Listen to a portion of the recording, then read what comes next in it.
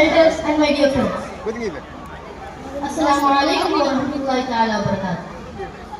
All prayers are due to Allah, the Lord of the worlds. Peace and blessing be upon our beloved Prophet Muhammad sallallahu alaihi wasallam, his families and his companions.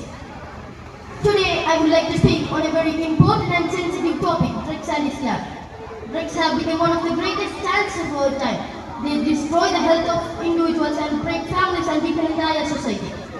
One may begin as a small habits of addiction, crime, and even death. Islam being a complete way of life has stated us clearly on this matter. Allah says in the Holy Quran, Bismillahirrahmanirrahim, Ya ayyuhalladhina amanu, innamal khamra wal maisara wal ansabu wal azlamu rijsun min amali shaytan fajtanibuhu la'allakum tuflihun.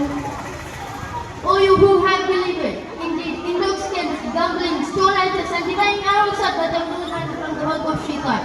So avoid them that you may be successful. This verse shows us that anything that intoxicates, harms, or mind the body is forbidden in Islam. Just an alcohol is haram. Drugs such as marijuana, heroin, cocaine, and other substances are also haram because they take away our ability to think clearly and worship Allah properly. Beloved brothers and sisters, our bodies are a trust from Allah. We are not allowed to harm ourselves.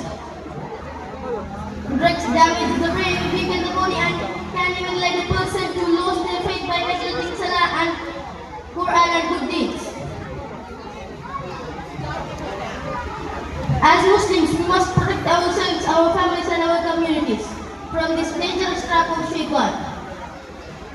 If we see anyone falling into drugs, we should advise them with kindness, help them to return to right path, and remind them of Allah's mercy. In conclusion, we can dua for a good life. I concluding my words. Assalamu alaikum wa rahmatullahi wa barakatuh.